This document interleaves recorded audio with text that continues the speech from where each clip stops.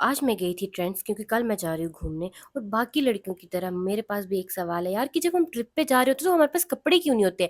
ऐसे तो पूरी अलमारी भरी हुई लगती है, लेकिन जैसे ही कहीं जाने का टाइम आता है तो कपड़े ही नहीं होते।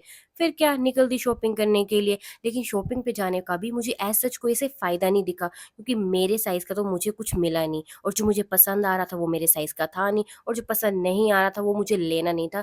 फिर अपनी औकात के अनुसार मैं आ जाती हूँ कुर्तियों पे, क्योंकि भाई मोटे सॉरी लड़कियों पे कुर्तियाँ ही अच्छी लगती हैं, क्योंकि हाँ, इसमें हमारा जो फैट है वो कम दिखता है। लेकिन क्या फ़ायदा, जो साइज़ मैं एल में ले रही थी वो फिट नहीं आ रहा था, और जो एक्सेल में ले रही थी वो ओवर साइज़ हो जा रहा था।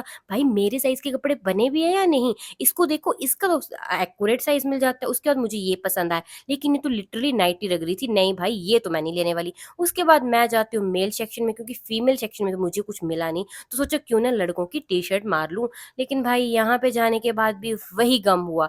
यहाँ पे जो टी-शर्ट एक्सेल में थी वो मुझे बिल्कुल पसंद नहीं आ रही थी, और बाकी जो पसंद थी वो उसके पूजा की साइज़ की थी, स्मॉल में।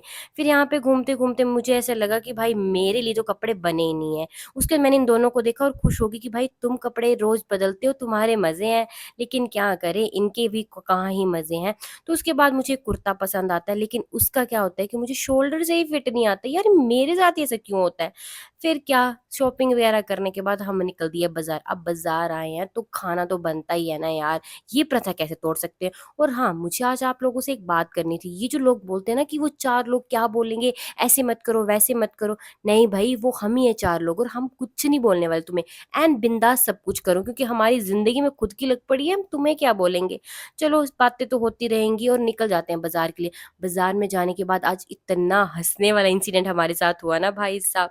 पूजा के पीछे लड़के तो पड़ते नहीं है, लेकिन मच्छर हाथ धो के पड़ गए थे। इसके सर के ऊपर मच्छर ऐसे बैठ रहे जैसे इसका ताज है। अब देखो, वीडियो में तो इतना क्लियर दिख नहीं रहा, लेकिन इसके सर के ऊपर मच्छर थे और हम हँस-हँस के पागल हो गए थे। बाज़ार वाले हमें तो पागल ही डिक्लेयर करने वाले थे।